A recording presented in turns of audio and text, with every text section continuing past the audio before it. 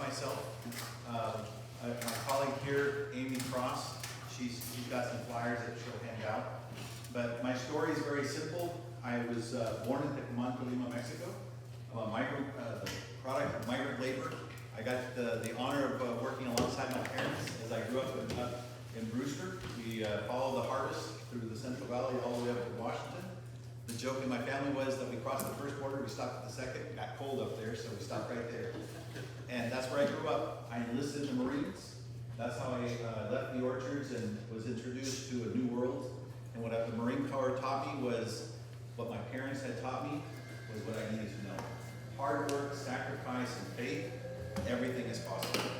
And I went on to get my education, and I became an Army officer. I served for 23 years. I led troops in Iraq and Afghanistan. Part of my greatest experience was I served as a professor of international relations at West Point.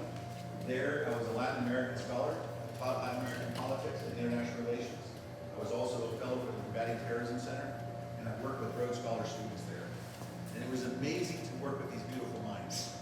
When I retired in 2015, I retired as the department chair at Fresno State, where I was in charge of the Fresno State Army ROTC program, where I was able to bring in new scholarships that help our students get a 4-year education that before they weren't able to be exposed to it. We were able to grow a program that was small, 25, 30 people, to over 100 people strong. What that translated is all these kids got an opportunity for a 4-year education and an opportunity for a career that's blessed my life and at least affords them the opportunity to see the same. I've been the CEO for the last 10 years at the Veterans Memorial District, where I've been working with veterans and helping them transition from the military to the civilian life by making sure that their families are taken care of and connected, and at the same time working with our youth to find real leadership and opportunity through scouting programs that remember. And I so appreciate that this was opened up in prayer, because I'll tell you, where prayer is a part of our life, everything is possible. And getting our kids to realize that when your hands are dirty in service to something bigger than yourself, your heart is also full. So that's what I've done for the last 10 years. I'm a proud dad of 3 incredible young men, all of whom are Eagle Scouts, a husband of 30 years to an incredible wife. And one of the things I've discovered is a lot of folks in this valley are suffering. Prices are going up. Water is unstable. It's not something that you can count on. While you might have an allocation, if you're a farmer, an allocation for water, it doesn't mean that that's what you're going to get.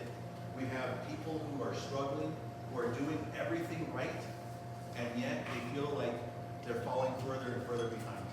And so one of the things that you can do from the sideline, and you can scream all you want, but at some point, you got to jump into the arena and do something about it. And so that's why I put my name in the hat. I've stepped out of my comfort zone to jump into a situation where I think that we really need to remember that government isn't to be served by the people. It is the people that are to be served by the government.